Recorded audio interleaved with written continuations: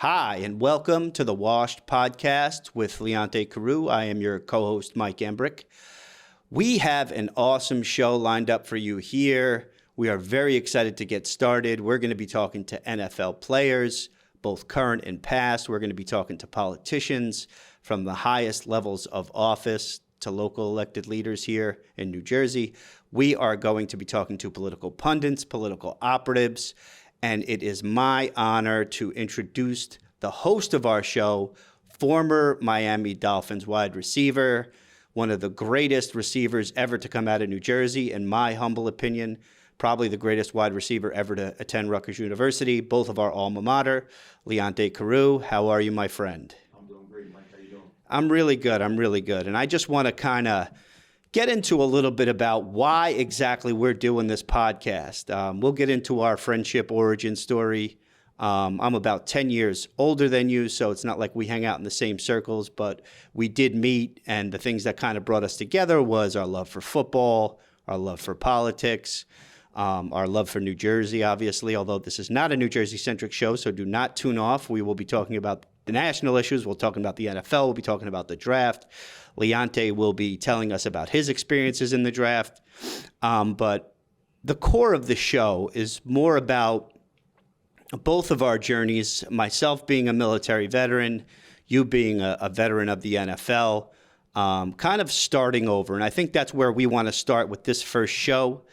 We want to tell you a little bit about ourselves and why we're doing this, and how, when Leonte got out of the NFL and when I got out of the military, and I've lost a number of political races, how exactly we started over. And we're able to start over consistently after losing it all several times and still be successful. So I've introduced myself. I'm a veteran. I've worked in politics for many years. I was a football player in high school. I played Division I college football a little bit. And now we're here and we have a podcast.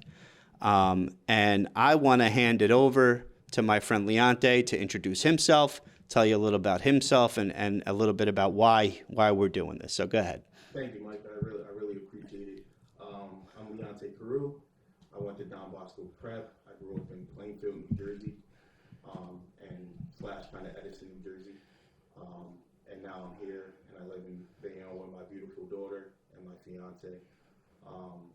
Just growing up in Plainfield, New Jersey, it was a bit weird. Grew up with grandma, grew up with a bunch of cousins, uncles, all living in the same household, mom, dad.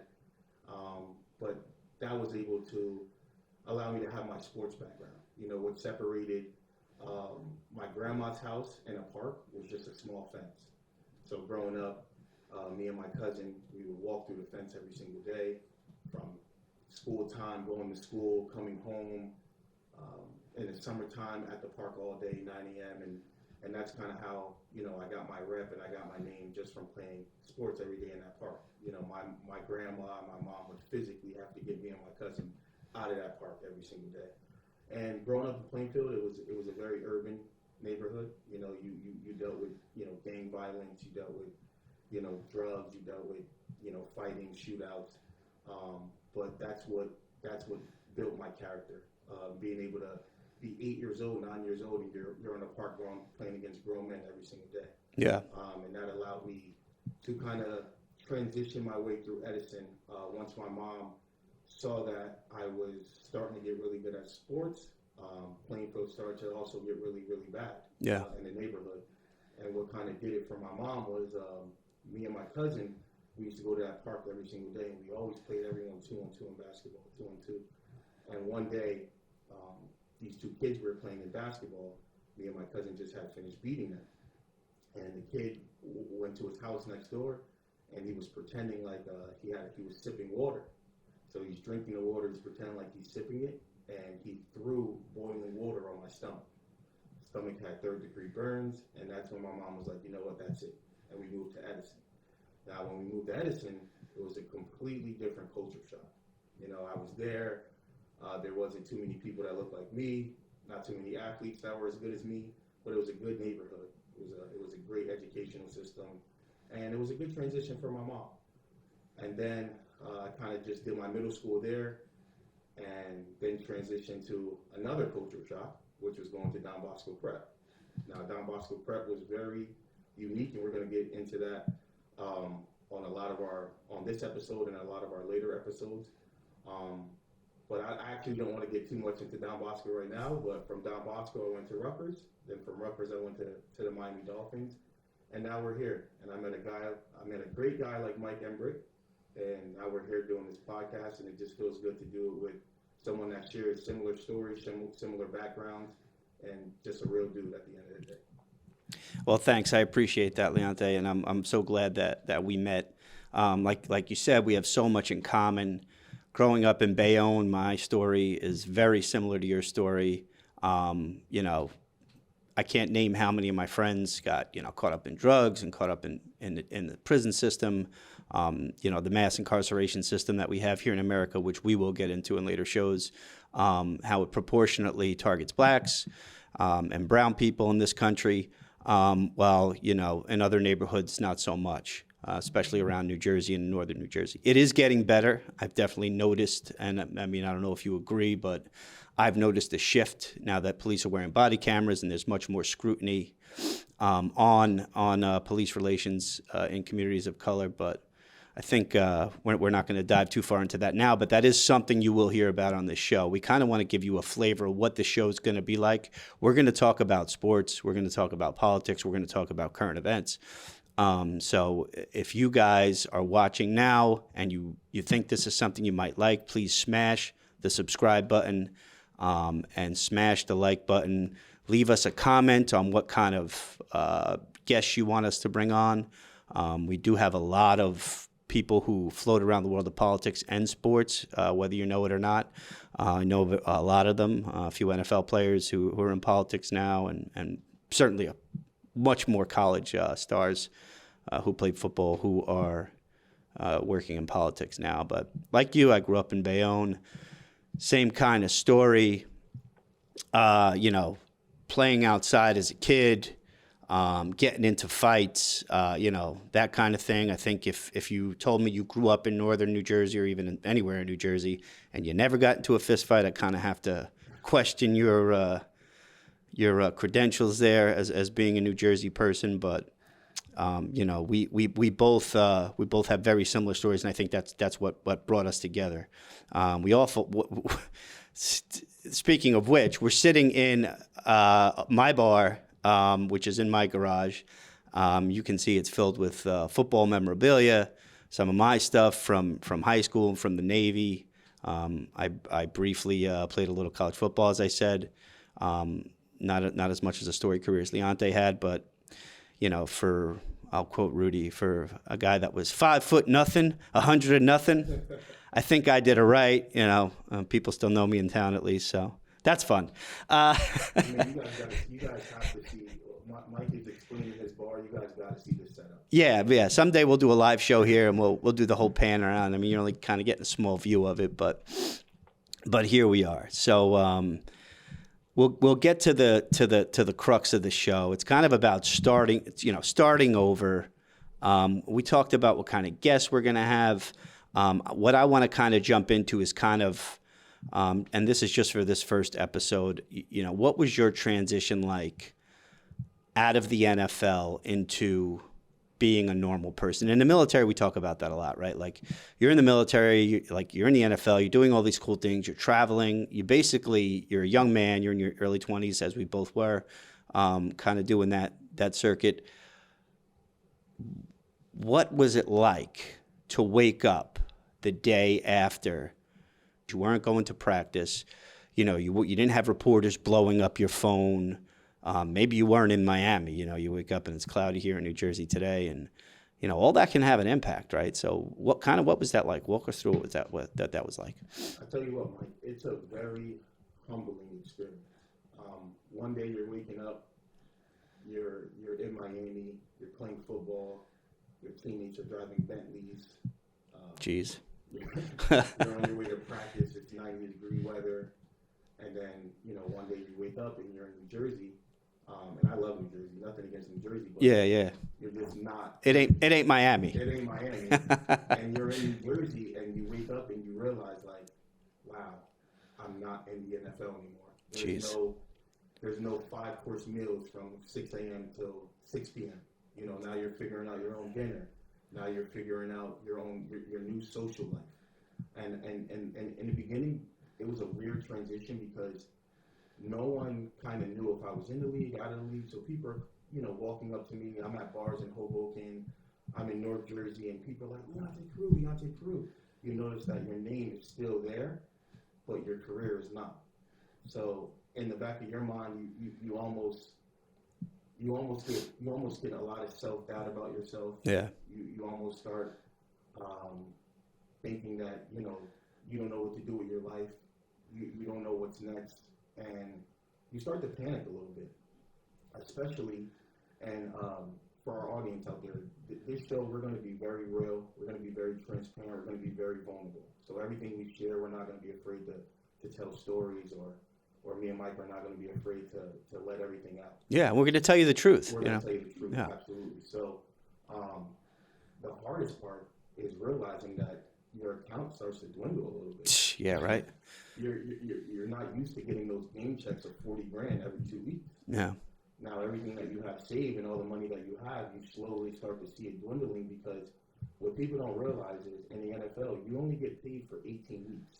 That's 18 weeks of football. Even in the offseason, rookies don't know this. In the offseason, they think, oh, I'm in the NFL, I'm going to be getting paid all year. No, you're only getting paid September through December. Once that's over, you know, you better save what you have for the offseason. Yeah. Because then, you know, everything starts to dwindle down and you start to look at your account. And that was the hardest part for me. I think it was being able to look at my account and be like, wow, you know, I'm not in the NFL anymore. I got to figure out how to still maintain this money. Yeah. You know, and then you start chasing. Then you start doing things, you know, like gambling and stuff, just to be able to get that rush. That rush. Yeah. So, you know, that 2019, 2020 year for me was very humbling, because I realized that my career was over, and we're going to get into why my career ended. And the transition for me, you know, I'm still in the transition. Yeah. Every day you still wake up and you just got to put one foot in front of the other. We had a quote that was in our Rutgers locker room that I still follow to this day. It was Aristotle, and it was, nothing in life is more important than consistency. Yeah. And every single day, if you just have a routine and you try to stay consistent on that routine, I think you're able to kind of put pieces together into a successful life. Yeah, so I think that's probably what the motto we're going to put up in here, because we're going to bring you an episode every week. We're going to be consistent. We've both carved times out of our busy schedules to make sure we do this, because we believe it's important. We believe people need to hear about the transition stories in the NFL. And I mean, I think that the hardest part for me about this first episode is we have so much to talk about. And we've already talked about so much, just me and you sitting at this bar with our other friends. We do NFL football here on the weekends sometimes. And I cherish those times. It's times we don't have to think about the daily grind, think about work. It's time we're kind of just kicking it in the bar. And I really appreciate that. And I appreciate you for joining me on this journey. So thank you from the bottom of my heart. No doubt. I appreciate you. We're going to be friends forever. Those times that we have in these bars, they remind me of the locker room. Yeah. I mean, I think that's part of it for us, like, especially when we have our football buddies here and stuff. Yeah. And like whenever we're out and I introduce you, like, to my former tight end from high school, and you've introduced me to one of your former teammates from high school or college, we instantly click. We kind of already have that bond because we all played football. We're all from New Jersey, and I think, we all kind of miss that camaraderie. And when we get a chance to relive that, I think it's important to us, and I think that's why we like doing it so much. Our wives, maybe not so much, but I think maybe if they could watch this, the wives out there, if you're listening, please understand it's not personal. We're needy too. We have feelings. We need to hang out with our friends. We need to gossip a little, and we'll be doing some of that on the show as well. Although this will not be a Pat McAfee type, Aaron Rodgers type show. We will not be spreading misinformation. This is something we'll be talking about in episode 2. So if you're into this episode, we're going to jump right into the topics that you care about, right into the stories that are important for Americans in the NFL and outside, the stuff that affects your pocketbook, as well as a little therapy. We're going to give you a little bit of therapy, and I'll just go into my transition story a little bit. I had a little bit of a different experience. It wasn't making 40 grand every game or every week. I think my first year in the military, I made $12,000 paying for my GI Bill. I really wanted to go back to college when I got out, so it's incredibly important to me. And it's part of the advocacy work that I do now. It's kind of started there. But fast forward, you get out of the military. They do have a program. It's like a 3-day class. It's called TAPS. You kind of, they kind of prepare you for the real world. I'm sure the NFL, you have that as well. People telling you all the time, this isn't the real world. You're going to go into the real world. And as a 23, 24-year-old, it is scary. It is panic inducing. And I got out at 24 and didn't really have a lot of money saved. As I said, the military does not pay well. I knew I wanted to go back to college. The GI Bill was set at 1970s levels, so basically they were paying college rates for if you went to Rutgers for a semester and you lived on campus for what it would have costed after the Vietnam War, basically. So obviously we know that there's been a huge explosion in college cost. The game is changing so much with the NIL stuff, and we're going to get into all that on this show.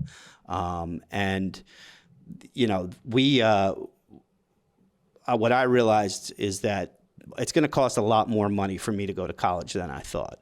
And I wanted to go full time. So I wanted to be able to knock out my courses. But that was going to be tough with a full-time job. So, I kind of went over the last 4 years. I just spent, deployed to 2 wars and, a lot of sacrifice. I gave up football for the military.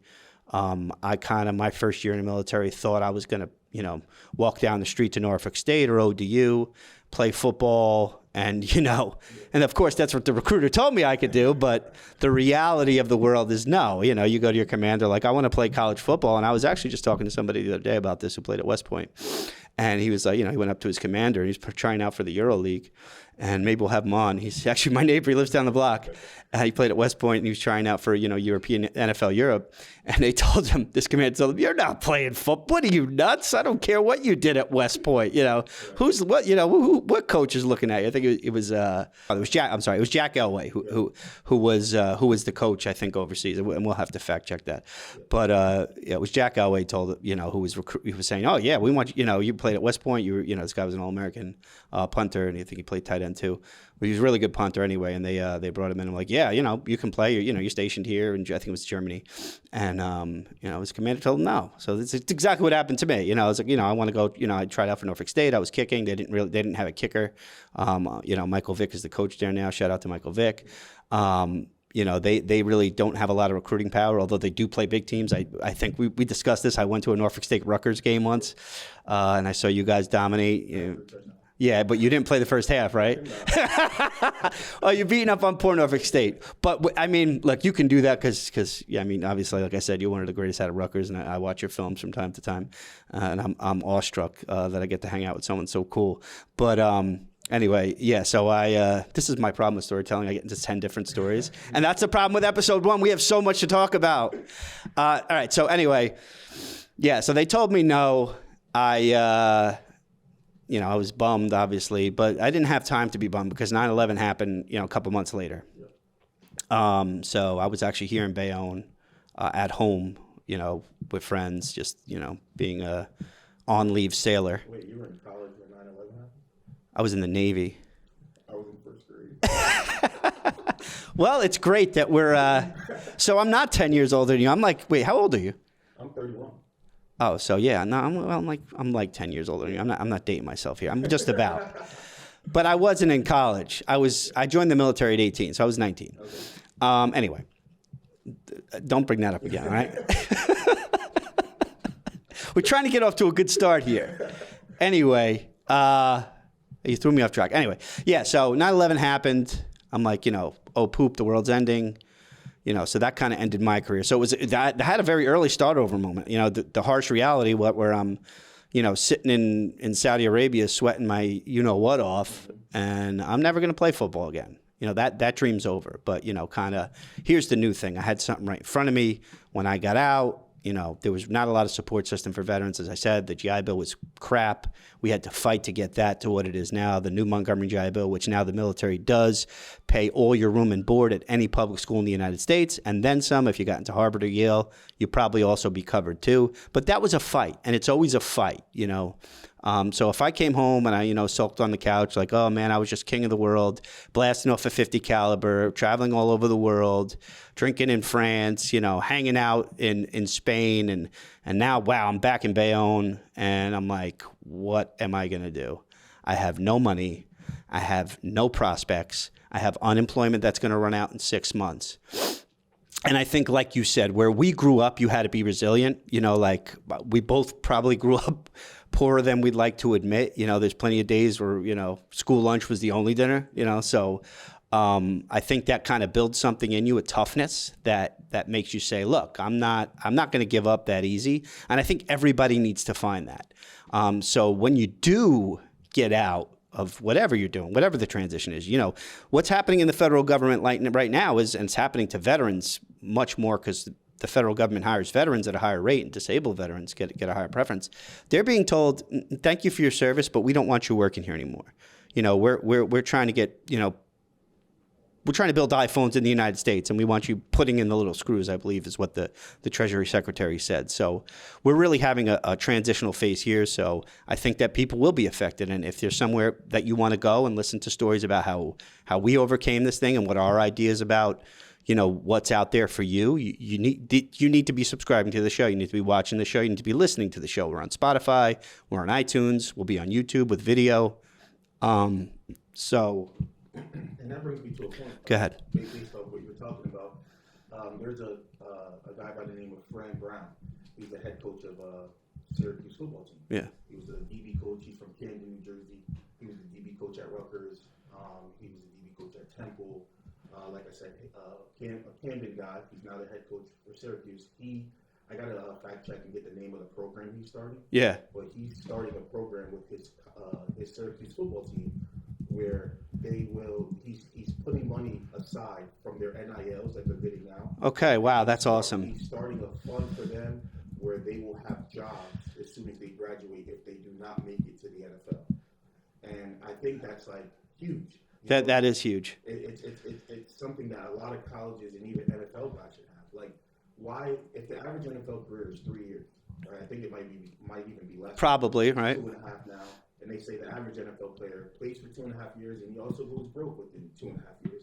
Why aren't there programs set where maybe you transition them into coaching or you transition them into broadcasting? Yeah. Like that? And I think to listeners, they think that, that is what happens, right? Like, look at all those NFL players are coaches. No, it's not easy to become a coach. Even if you were a star of the NFL. I mean, look at Michael Vick. I mean, Michael Vick is possibly one of the greatest quarterbacks dual threat quarterbacks to ever play the game. I watched him. I'm an Eagles fan, so I watched him play for the Eagles for years. Incredibly talented quarterback as well. I mean, could throw the ball on a dime anywhere he wanted. But he's coaching at Norfolk State, and that's not a knock. But that's how hard it is to break into coaching. Like you got to really make your bones. Like not everybody gets handed a head coaching position for a Division I college like Deion Sanders did. I mean, it's real work. Real work, and it's hard. And I think that was the hardest part when we talk about transition. It goes, you got coaches in the NFL that's like, I love you, good luck today. You're like my little brother, you're this, you're that. They have so much love for you. And then once you're done playing, I haven't heard from one of my dogs. well, I'm sure they're busy, but it's a very cutthroat business. Yeah. I think that the more guys are able to transition within the game, because a lot of guys, just so you know, a lot of guys don't even finish their degrees. Yeah, no, I know, yeah. Some people get drafted as juniors, so they don't get to finish their degree. So once they're done playing, it's like, all right, what do I do now? Yeah, my safety in college was, he was great. He went to St. Peter's University here in Jersey City. I mean, I'm sure you all know St. Peter's from the Sweet 16 appearance they had. And he played safety. And the second his senior year, the football season ended, they pulled the Scott. He was done. He had to pay for that last semester out of his pocket. So, I mean, I think, like you said, it's a cutthroat business in the NCAA and in the NFL. I mean, it's even more cutthroat. I mean, the NFL does things that are just bizarre. Donald Trump gets elected president. They take end racism out of the end zone. And I mean, cowardly move in our opinion, obviously. But like we're gonna talk more about that in a later episode. But like it's just quite it baffles the mind, about some of these owners and some of the coaches about what is their mindset. I mean, do they really care about the players? And we actually have a whole episode about that. So we're going to have great guests on the show. We don't want to give away too many spoilers, but we're going to have some guys come in and talk about that as well. So I actually just looked up the program. So yeah, so back to the program we just talked about the NIL money. Coach Fran Brown has taken 40% of the NIL money and put it aside for players, for when they get out of college, because it's, believe it or not, a lot of these kids don't have a lot of prospects. I know it seems like on TV, you think a lot of these guys go right into coaching, but no, for the most part, these people go into regular jobs like we do. It's, they need help, and I'm not really sure if everybody's eligible for unemployment when they get out of college. I know some states may have it, but we don't have it here in New Jersey.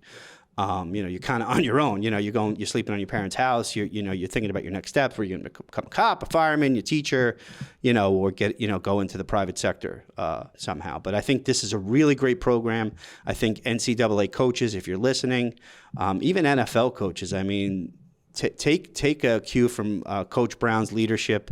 This is amazing. Let's give a little bit back to the players. I think sometimes we forget that the players, they do make a lot of money. But it is a labor force. It's a labor force, and the billionaires control the teams, and they make a grip. They make most of the money. Merchandising rights, TV rights, stadiums, all that kind of stuff. So we should fight more for the players. We should fight more for players. I think people, it's hard for people at home who say that, these guys make so much money, but that's not 90% of the people in the NFL.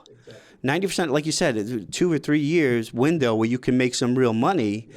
And I mean, think about that. Like I'm going to make more in my lifetime just working a regular job into my life. So it's not a lot of money, especially nowadays, especially if you want to live in a big city or something like that, $4,000, $5,000, $6,000 rent a month. The people who played in college and the people who played in the NFL suffer. And I think we need a better support system in this country for everyone. It would benefit everyone, not just the people who just came out of the NFL making money, or not just the college kid who was a college athlete or a college swimmer who didn't even have a scholarship. And now they're being told, well, thank you for your service and thank you for what you did for the team, but you're kind of on your own now. I don't know if you have any final thoughts on that, or. Well, another reason why Fran Brown's program is so good is because if the NFL and college is giving us the numbers, right? They're giving us raw numbers. Yeah. Only 1% of people make it to the NFL. Yeah. Oh, yeah. You know what I'm saying? Yeah. So if you're recruiting an 18-year-old kid and you're getting him from Florida, you're getting him from Alabama, you're getting him from all these urban areas. Yeah. And then you bring him to your college program, and maybe out of 60 guys that you bring in per year, only 2 guys are going to the NFL. Yeah. Why not start a program where you can benefit them once they graduate? Yeah. You know what I'm saying? It's only 1% of guys go to the league, and then once you get into that league, it's only a handful of guys that absolutely get to their second contract. Yeah. So it's like if they know all these numbers and they have all these percentages, why not start them early? Yeah, and this NIL money shouldn't be going, to agents and people who are influencing and people who are, in the sphere of what to do with your your NIL money. That money should go directly into a fund where people can draw on it when they need it. And only the top, the Cooper Flags are making big NIL money. These deals are really, really, really small. So even though we're talking about 40% of this money, it's still not a lot of money. I mean, it's something, but it's not a lot of money. So I think that's certainly something we'll talk about going forward on the show. I think, we'll have a whole show kind of based around this kind of stuff. So I'm not too worried about that. But we're getting close to about 10 minutes here, 10 minutes left on the show. So we want you guys to, if you're going to take anything away from this show in particular, don't regret what happened or don't regret that you have to start over. Just reflect on it, learn from it, move on, examine your value system and kind of what you want to do next and kind of incorporate into your next move. Because I got to tell you, for somebody who worked a lot of jobs, and I tell you, I worked full-time in college, I've worked in factories, I've worked construction, I've worked landscaping, I was in the military. You better do something you love. Because if you don't do something you love, it's not going to be fun. And I think a lot of people and I think post-COVID, we're kind of in a different world. I think people are willing to sacrifice money for happiness now, where that wasn't the case pre-COVID. Like, I got to tell you, like, if I could pick up my kids from school every day, that's the perfect job for me. Like, that's what I want to do. I want to be able to go to my kids' games, pick them up from school. And sometimes in the political world, you can't do that. You got this event, you got that event, you got this meeting, you got that meeting. But I think post-COVID, and I'm lucky because my kids are very young. I only had my first one during COVID. I had my second one during COVID. Like, I had my first one before COVID, second one during COVID, and you had your daughter on the end of COVID. But like, being able to spend that time with them, I think that was the most important thing to me. Absolutely. And another thing I want to get into, to piggyback based off what you said, is your network is your network. Don't be afraid to, if you're sitting at home and you don't know what your next plan is, don't be afraid to go to that alumni dinner that you're like, oh, I don't want people to see me, I'm embarrassed, I don't want Exactly. Get out there and talk to people. Hit up your high school friends on Facebook. Talk to your college buddies. Get out there and network with all these people, because you don't know what they might have going on. You don't know what avenue they might be able to help you. And sometimes, I was in that transition as well, where it's like, I'm embarrassed, I don't play in the NFL anymore. I don't want to go out and people might be like, hey, Leonte, you got that. I mean, it sounds silly, but yeah, I mean, we have feelings too as guys, you know what I'm saying? But I mean, like, I get it. Like, you were just doing something great. And I think people in the military have the same thing, right? Like, picture you're a Navy SEAL or something. Like, you're hanging out of a helicopter, like doing the coolest thing in the world. And like, the next day you're like applying at Home Depot. Like, this is the reality for many people. And I mean, I think being happy is very important. So, but I'm gonna let you finish. Absolutely. I mean, yeah, so what I was basically just saying is just get out more, talk to more people, don't be embarrassed. People are going to say whatever they want to say about you, but the thing is, if more people get to hear from you and they say, oh, I wonder what was going on with Leonte. Oh, he actually came to this alumni event. Leonte's doing great. He's happy, like you said. He might not be in the NFL anymore, but he's happy. Yeah. So just get out there and don't be afraid to just share your stories and share what happened, because more people need to hear it. Yeah, and I think that being said, like, everybody's not going to be in the NFL one day. Everybody's not going to be in the military one day. You're going to spend more of your life on this side of the camera than you are in the field, or on this side of the world than you are in the military or wherever. So we all have to do something that we love, especially it's something that we were professionals in at an early age. You can be a professional at something else. I mean, the technology world's opening up a lot of things. Obviously, the AI job stealing threat that is there is scary, and that is very real, and that's something we'll talk about. But everybody's kind of got to get in where they fit in, right? So I think we're going to leave it there. We're at about 40 minutes, but if you like the show, stay on. We got another show coming right up. We need you to subscribe. We need you to share. We need you to send us your washed stories. The podcast isn't just about washed up guys. We do have an acronym that we will be releasing in the future, which I have to figure it out. And if you want to be on our show, if you're listening, you're ex-professional athlete, a politician, somebody who hovers in these worlds, a writer, hit us up. Hit us up at just washedpod1@gmail.com, washedpod1@gmail.com, and we'll send you a form to fill out, and our producers will get back to you, and we'll fit you in. Closing thoughts? We appreciate you guys, and this is going to be very exciting. You're in for a roller coaster. You really are, and we're so happy, and I'm glad the show went so quick, because our show's going to be a lot longer. So we're gonna be encroaching past an hour here. We just wanted to kind of let you know who we are, why we're doing this, give you a little taste of the flavor, and if you like it, you'll come back for more. So thanks, guys.